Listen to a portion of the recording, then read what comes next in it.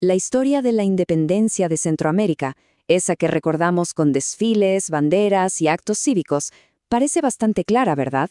Bueno, ¿y si les dijera que esa historia, la que nos enseñaron en la escuela, no es ni de cerca la historia completa? Hoy vamos a escarbar un poco más profundo, para encontrar una verdad mucho más interesante. Vamos a plantearlo de esta manera. ¿Qué pasaría si esa fecha que marcamos en el calendario cada año fuera solo una parte del rompecabezas, una pieza muy conveniente para algunos, sí, pero solo una pieza? A ver qué más encontramos en esa caja. Y aquí es donde la cosa se pone buena, porque resulta que no hay una, sino dos fechas clave de independencia. Una es la que todo mundo celebra. ¿La otra? Bueno, la otra está prácticamente en el olvido. ¿Cómo puede ser? Pues vamos a desentrañar este misterio. Ok, pongamos las cartas sobre la mesa. Por un lado, tenemos el 15 de septiembre de 1821, la fecha de los libros de texto que algunos describen como una independencia, digamos, conveniente. Y por otro lado, está el 1 de julio de 1823, que fue la Declaración de Independencia Absoluta. La pregunta del millón es, ¿qué diablos pasó en esos 2 años de diferencia? Para entender este enredo, primero tenemos que hacer un viaje, salir de Centroamérica y cruzar el océano, porque las ideas que encendieron la mecha de la independencia no nacieron aquí, fueron el resultado de eventos que estaban sacudiendo al mundo entero. Y el gran catalizador, el que realmente pateó el tablero, fue este personaje, Napoleón Bonaparte. En 1808 invade España y saca del trono al rey. Esto dejó a la monarquía española en jaque. Y claro, en las colonias de América, la élite empezó a hacerse una pregunta bastante lógica. Si España no puede ni gobernarse a sí misma, ¿con qué autoridad nos gobierna a nosotros?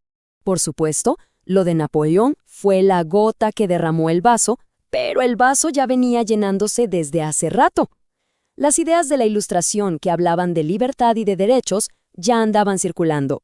Además, la independencia de Estados Unidos había demostrado que sí, que era posible rebelarse contra un imperio europeo y ganar. A eso le sumamos la Revolución Francesa y finalmente el empujón que faltaba, el movimiento de independencia en la vecina México, una verdadera tormenta perfecta. Muy bien, ya vimos lo que pasaba afuera. Ahora, volvamos a Centroamérica, porque si las ideas eran la chispa que venía de lejos, la pólvora, el verdadero polvorín, ya estaba aquí mismo. La sociedad de la época era una olla a presión a punto de estallar. ¿Y esta imagen? Lo resume todo. Esto no era una comunidad unida, era una pirámide muy rígida, llena de divisiones y con grupos que querían cosas totalmente opuestas. Arriba, en la punta, una élite se peleaba el poder. Abajo, la gran mayoría de la gente vivía completamente marginada. Y la pelea más fuerte estaba justo ahí, en la cima. Por un lado estaban los peninsulares, los españoles venidos de Europa que controlaban los puestos más importantes del gobierno y la iglesia. Eran los que mandaban.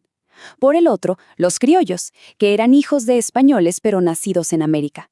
Tenían dinero y tierras, pero estaban hartos de que los peninsulares no los dejaran acceder al poder de verdad.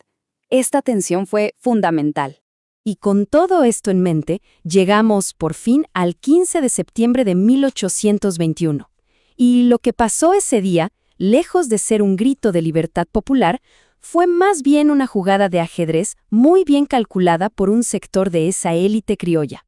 Aquí está, el famoso documento, el Acta de Independencia firmada en Guatemala.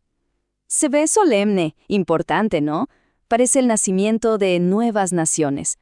Pero, como suele decirse, el diablo está en los detalles.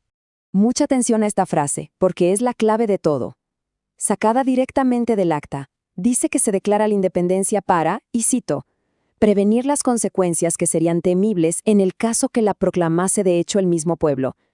O sea, para que se entienda bien, se independiciaron ellos antes de que el pueblo se les adelantara y armara una revolución de verdad. Fue una medida para protegerse. Pero la trama se complica.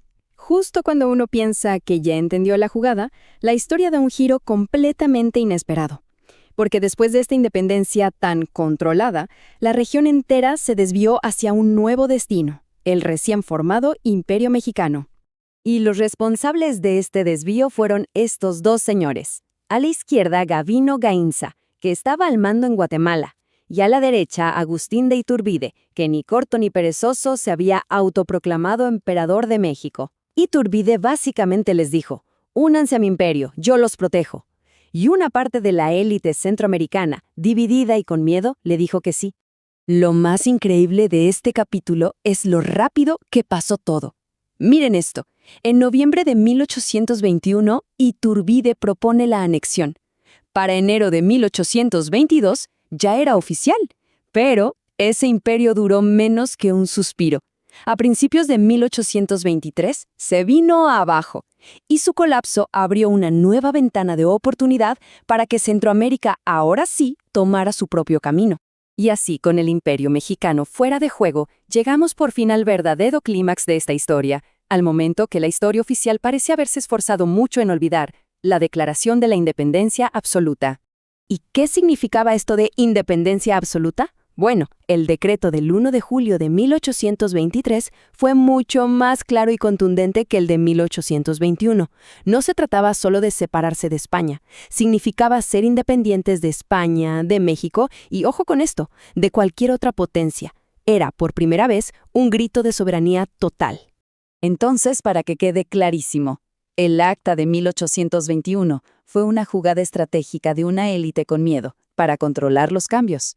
En cambio, el decreto de 1823 fue una ruptura real, una decisión de todas las provincias juntas para crear, ahora sí, naciones soberanas, después de la fallida aventura mexicana.